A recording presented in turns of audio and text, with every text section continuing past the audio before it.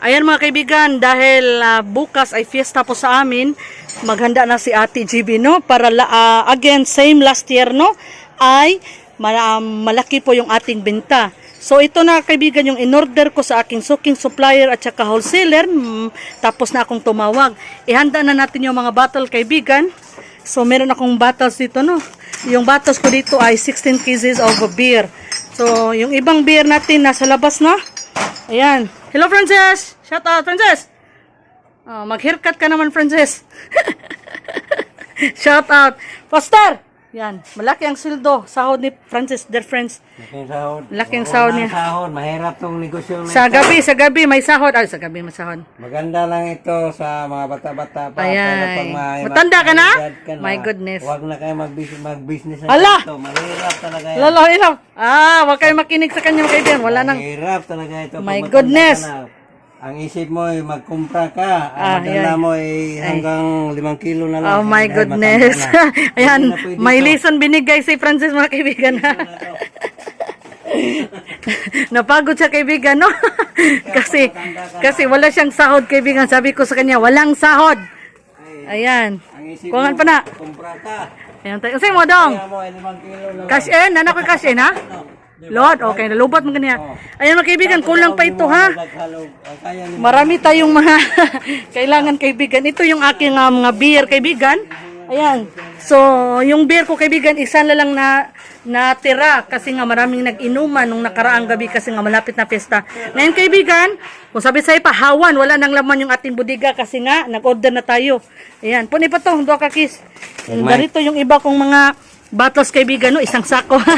Ayan, so, continue natin yung ating vlog. Meron kasi tayong customer load. Imo dong? Unsay mo load? 1 TM. TM nga, regular? Regular? Regular iha ko. Tagay sa ko eh. Regular kanyang bibilin kaibigan. Regular load, 50 pesos TM. Yan, yung ating dagdag ay 5 pesos. 55 tanan dong. So kaibigan, again ha, dapat maghanda tayo. Ito yung ginagawa ko kaibigan. Parati, last year, ito yung ginawa ko. Ayan, so, malaki yung aking binta. Last year, last fiesta, kasi nga nakapaghanda tayo. Loris, ito ko eh. Busy talaga si Ate G with their friends. Oh my goodness. Tagay sa tulod. Ayan. Nakalimutan na yung number si Dave. Balik lang daw siya. Liguan na lang eh. Yung pamangkin ko, shout out! Shout out! Hila, babi! Hila, paghilo. Ayan mga kaibigan. Sige na, umuulan na. Balik. Sige, koy. Tagal ni Francis kaibigan, no? Naglaro pa, pati siya, naglalaro na rin. Isang case pa. Kulangan pa isang case, tapos Okay. isang case. Isang case daw. Ikaw, sabi ko kay Francis, isang case ng best, isang case. Nag-kiss siya sa akin, sana all. Ligo na ba po dyan? Ayan, si Francis palabiro kaibigan. Yun yung maganda talaga, palabiro tayo, no? Para hindi tayo ma-stress. Bigyan ko kayo ng lesson. Bigyan. Anong lesson na ibigay mo sa ating mga viewers? Pumasok na yung edad mo na sa sinta, huwag kayo mag-business ng ganito. Ano ng business? Ballpen na lang ang hawakan mo. Ayan. Dapat. So, ang gusto ni Francis kaibigan, passive income. Yung, pwede ka na lang pahiga-higa, paupo-upo, tapos may perang pumapasok sa iyo. Passive income. Kailangan mo yan kaibigan. Katulad ng aming 5-6 business, ayan. So, kahit, Business na ito, para lang ito sa mga bata. yan, para sa mga bata ito kaibigan, sabi niya, pag matanda ka na, mahirap mag-business na ganito kasi nga ang bigat. Gano'n na ito mga kaibigan, no? Mahirapan ka daw, sabi ni Francis, mahirapan ka nang mag-carry nito. Ang bigat kaya, isang sako ng bigas. Ayan, so, 5 klase pala yung aming mga bigas kaibigan ha. 5. Ayan, so, kaibigan, wala pong naglalaro ngayon dito sa aming computer shop. Sarado po namin kasi nga, may nangyari po sa family namin, no? Yan, so nawala po. I mean, ano ba yun? Namatay po yung aking auntie. Yung tita ko, kapatid ng aking mama, ay namatay po siya kahapon. Kaya, ayan. So, hindi tayo magpapalaro sa ating computer.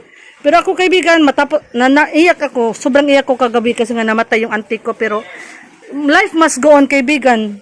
Gusto ko sanang isara yung aking negosyo. Pero wala naman kaming source of income, kaya sana maintindihan ng namatay ko na auntie na kahit patay siya, nagtitinda pa rin ako kasi nga kaibigan, wala akong other source of income, wala kaming trabaho, kailangan talaga magtinda. Mga kaibigan, dumating na yung ating order para sa fiesta. Masaya si Ate JB Lodong na nasa nilang way atop. Kahit wala. Smile pa rin siya kaibigan kahit mainit, no? Yan. Walang roof yung kanilang sasakyan. 7,47. Yan, 8,000 lang kaibigan kasi may iba pa magde-deliver mamaya. No comment. No comment na lang dong. Salamat dong ha. I-check na ni Palihog. Yan. I-check sa Palihog. Right. Kailangan i-check natin. True all false. Okay, sultian ka. Oil. Tulo. I-check daan. Oil, 12 kabok. Thank you dong. True all false ba? Kuy, balhin na sa din eh. Balhin na sa din, balhin na. Kay awan ako. Dong, ipasa ko botilya dong. Kay usay mana arabat sila nga kuwang og botilya. Kini nasgawa sakto ni. Kokre kuwang. Kini, pilay kuwang ni. Ang gamay. Sakto saman. Ang kini kuwangan pa nun ni Tinoray. Kuwan pa man. Manara, giyabura to dito. Hindi sana. Salamat kayo dong. Ayan mga kaibigan. Check muna natin ha. Kailangan mag-check tayo dear friends. Yung oven natin, pilam ni Kabokoy, 12. 2, 4, 5, 12. Ang kamay, 8. Yung sigarilyo natin kaibigan, kunti lang po. Kasi nga, nag-order na tayo kay grocery. May tiwai. 3. Sago ni Bisayag Tagalog dong. Sao na di man ta kuba straight og Tagalog ani Bisaya ang tanda ko. Magtagalog lang ko kay uban man nanaw magtagalog man di man kasabot. Mo comment doon wa kuno sila kasabot kay Bisaya ko. Oh, di man sila kasabot di magtaglis na lang tani. Hindi makaintindi yung ibang manood sa atin ng Bisaya kaya Tagalog English Ate GB tsaka Bisaya. Malilinig pagsabi nga sa. Dara daw so sakto na. Daw ilisan ako ni tulo ka gamay ha. Karon basta sakto. Tulo. Sakto na yung kuan dire, mantika. So, ang upat, ako ang gagmay. Check natin kaibigan, agin kaibigan, kailangan talaga mag-check tayo parate. So, spread. Sa kana 8 na dong. Duha. Ayan, dear friends, masipag talaga siya, mabait pa. Sana all, masipag, mabait. Sakto na na. Gitanaw na ko, ang mantika na tanawa ba Francis 12, si Francis tapos na maligo, naka-red na kanina, naka-green. Ayan, so puna na kong tulo kagamay dong. Ili sa litro. Ang giguan na niya, okay na pala. Ang green lang at saka. Ayan. Mga viewers. Take kaibigan, friendly sa tsaka mabait. Okay na sa kanya, mag-video tayo. Sakto na yung parcel niya. Hala no? Shopee delivery. 8. Sakto dong, kakubayad sa dong ha. Kuha muna tayo ng bayad kaibigan. 8,747 lang muna. Sakto, pag Tagalog ay tama. Tama! Saktong-sakto. Kuha muna tayo ng bayad. So mga kaibigan, kuha tayo ng pera. Actually, naka-ready na yung pera ni Ate JB. Check na muna natin ulit. So mga kaibigan, narito na po ang bayad natin sa ating pinadeliver na soft drinks, alak at saka sigarilyo na rin. Kailangan talaga kaibigan, no, maghanda tayo parati, lalo na pag may occasion. Natuto ako kaibigan sa ilang taon ko na pagtitinda. From my kakupitensya. Kasi yung makakupitensya ko kaibigan, hindi sila mahilig mag-stocks. Iwan ko kung bakit, siguro kaunti lang puhunan or asa talagang ayaw lang nila mag-stocks parati. Kasi yung nakaraang mga fiesta kaibigan, ubos yung mga alak ko kasi naubusan yung aking kakupitensya.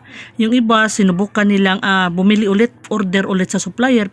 Pero 5 PM na close na yung supplier kaibigan. Kaya ayun, naubos ng gabi na, naubusan yung mga alak yung aking kakopetensya. So yung iba kong kapitbahay dito, pumunta sa tindahan ko kasi nga full stocks. Marami talaga, naghanda talaga ko kaibigan dahil alam ko fiesta. Kaya thank you so much talaga. Ilang fiesta na rin kaibigan na lumagpas ng kuta si Ate GB. Napakalaki ng sales namin. Masaya ako. Thank you so much God. At sa aking mga kapitbahay, na dito pa rin bumibili kaibigan. Yung kahit iba malayo yung bahay, dito pa rin sila bumibili. Kasi nga, aside from marami akong stocks, mura rin po. Dito kasi sa place namin, 130 po ang malaking Red Horse tsaka beer. Kaya Ate GB ay 115 lang. Kaya sana kaibigan tularan nyo si Ate GB para tayong lahat ay lumago ang negosyo at syempre aasenso ang buhay natin. God bless.